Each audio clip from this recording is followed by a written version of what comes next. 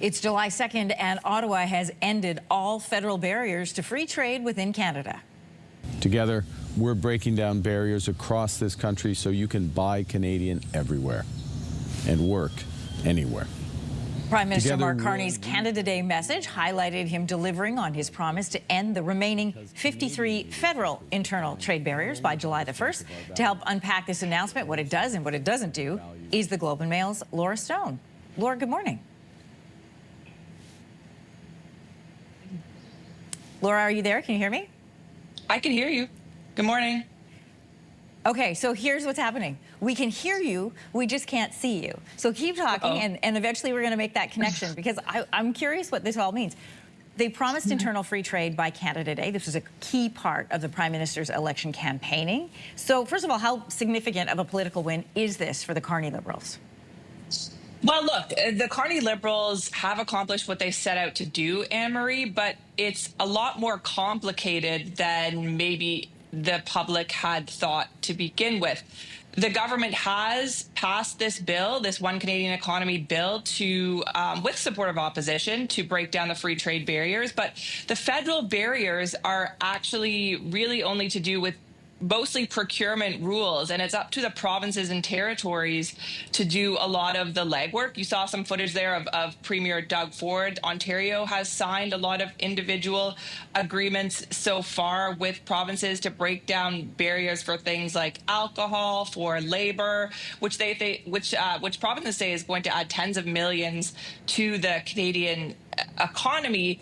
But essentially, experts say that a lot of the changes come down to regulation. You can't just snap your fingers and have free trade, because some of the provinces have differing rules that they aren't changing. Quebec, for instance, isn't changing its language laws. We know that the supply management system for dairy is remaining in place. So there are changes being made at both the federal and provincial levels, but it is complex, and it will have to come down to regulations. And it always was going to come down to interprovincial regulations, and that was the discussion from the beginning. I remember even when Anita Anand was on the show first talking about it, and we said the problem is at the provincial level. I shouldn't say the problem, but the challenge is at the provincial level, just given that you've got industry and lobby groups and associations and the provincials' own budgets and economies that they have to try and protect in order to make this happen.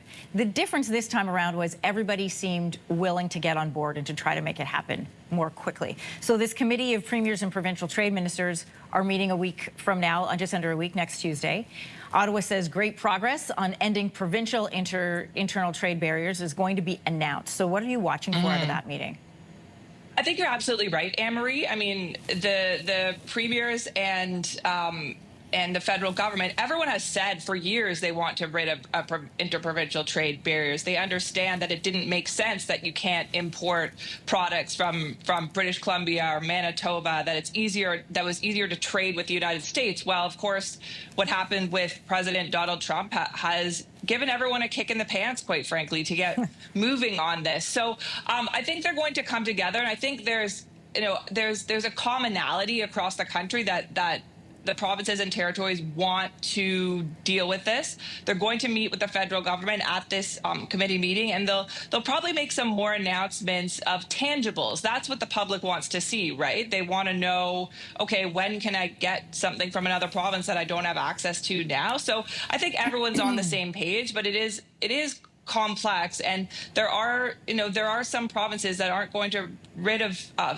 certain things within their jurisdictions, like Manitoba, for instance, isn't going to the internal trade isn't going to affect crown corporations, and that's just the way that they're going about doing things. So it'll be interesting to see them all come together and kind of present in layman's terms exactly what this means for the public.